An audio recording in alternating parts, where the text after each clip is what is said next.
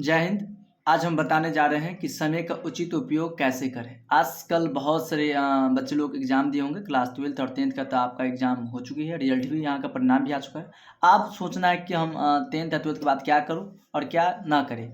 तो उस पे भी अगर आप डायरेक्टली कि कोई काम करते हैं तो देखिए टाइम बहुत क्या time is money, money is power, समय ही धन है। आप अगैर-वगैरह कुछ में एडमिशन करवा लेंगे ऑनर्स में इधर-उधर, किसी का मन हो डिप्लोमा करें, किसी का मन होगा डिप्लोमा ना करें।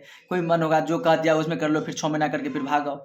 उससे पहले कि आप कुछ करने से पहले आपको खुद पे विश्वास होना चाहिए, बिलीव होना चाहिए, आपके पेरेंट्स निर्भर होना चाहिए कि उस बात के लिए तुम करना तो तुम खुद पड़ेगा। एक्चुअली गार्जियन का तो पैसा ना जाएगा, लेकिन खुद को सोचना है कि तुम किस फील्ड के लायक हो या किस फील्ड में तुमको जाने का मन है और मन नहीं है।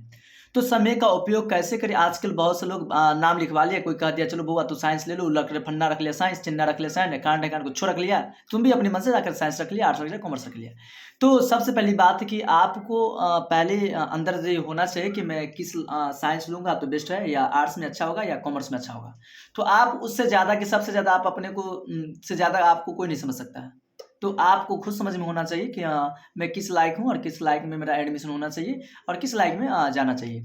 अब डायरेक्टली होती है कि आप ऑनर्स करते हैं या इंटर 12th लेते हैं, बच्चे 10th पास करने के बाद जो होते हैं, तो इसे भी बहुत सारा इंडस्ट्री ऐसी आती है कि जो आपको फ्री ऑफ कॉस्ट में शिक्षा दी जाती है और वहाँ से आप सीखते हैं। जैसे बहुत सा इसका इसका नाम बता दूँ, इंडस्ट्री ऐसे होता है, उद्योग होती है इसका।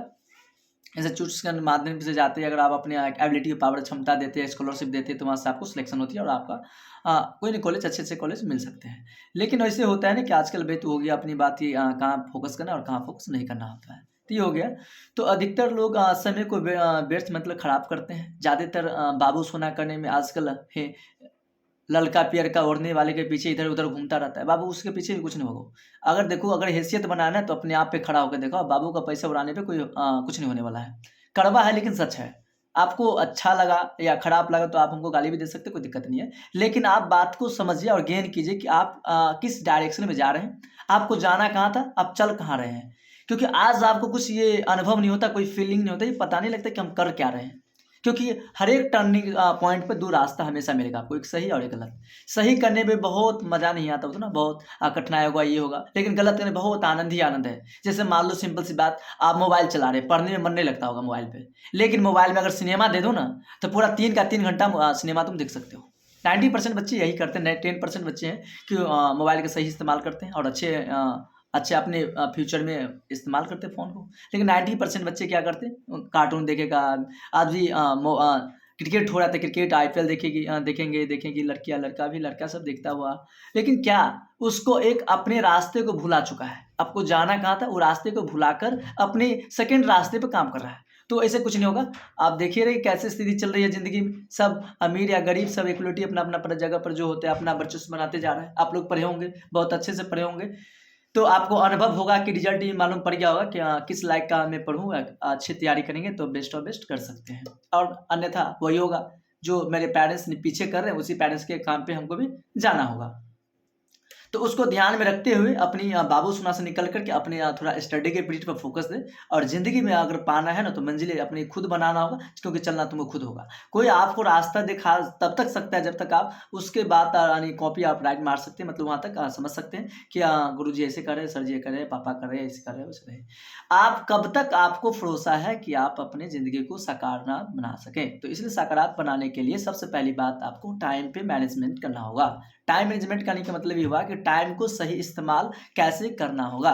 तो समय को बर्बाद ना करें। यही समय आप अपने लक्ष्य को प्राप्त करने में लगाते हैं तो आपको ज़िंदगी ही सफलता प्राप्त होगी हमेशा। मगर आप अपनी गोल के प्रति अगर फोकस रहते हैं तो ज़्यादातर चांस बनता है कि आप अपनी सफलता में हमेशा सक्सेसफुल इंसान एक बन सकते हैं। आप असल आलस के कारण अपने काम को सही से नहीं कर पाते, मतलब नहीं कर पाते आप आलस के कारण। चल आज कल नहीं करेंगे, कल कर लेंगे, आज कल घूम लेते हैं, कल मेल लेता है, कल मेला चल जाते हैं, कल घर चल जाते हैं, कल यहाँ चल जाते हैं, कल वहाँ चल जाते हैं। वो वही सब चौपट होता है। वही सब चौपट करते ही अपने आप में स्वार्थी बनो। ज़िंदगी में कुछ भी कर दे लेकिन किसी का मत ध्यान दो, कौन है, नहीं है, पापा है, मम्मी है, अरे कुछ नहीं है। टाइम पास होगा ना, कुछ मत नहीं होगा। रिजल्ट के दिन में वो नहीं पूछेगा तुम कहाँ था, तुमको हम 10 बार बुला रहे थे गाँव से, गाँव आ जाओ, गाँव आ जाओ, गाँव आ जाओ, तुम वहाँ रहते थे, यही बात नहीं। सब वैसे बुलाएगा। तुम तो 4 बार कह दो ना सेल्फिश इंसान है, भाई दुनिया कुछ भी बोले तुम उसका भरोसा मत दिया कर कभी।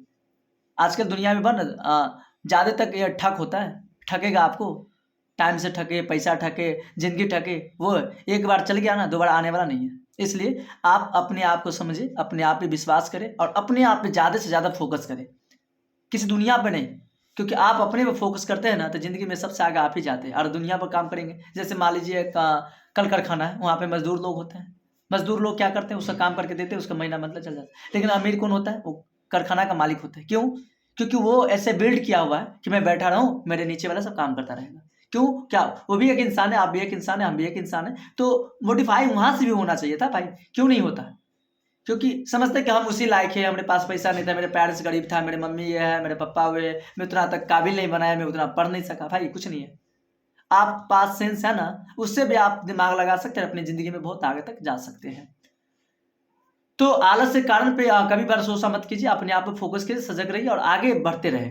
इस तरह से वह कार्य भी अपना को हो पाता है और आपका समय भी व्यर्थ हो जाता है, तो आप कोई भी कार्य को पूरा करने में उत्साह लगन के साथ नहीं कर सकते। अगर आपने यहाँ पे फोकस रहते तो सबसे मेहनत कीजिएगा, तो लगन के साथ अपना काम होगा और बेहतर से बेहतर आपको मंजिल मिलेगी, ये कामना करते हैं, जिसमें वो आपका वो कार्य और मेहनत समय तीनों ही सफलता होगा। जिसमें आपका कार्य जो करेंगे, टाइम जो होगा, उसका जो मनी जो खर्चा होगा, वो भी आपको क्या हो जाएगा, सफलता प्राप्त कर सकेंगे सहयोग देने के लिए। Thank you that's of all everyone. अगर अच्छा लगे मेरी बात तो लाइक शेयर कमेंट दबा कीजिएगा। ओके बाय, मिलते हैं नेक्स्ट क्लास में।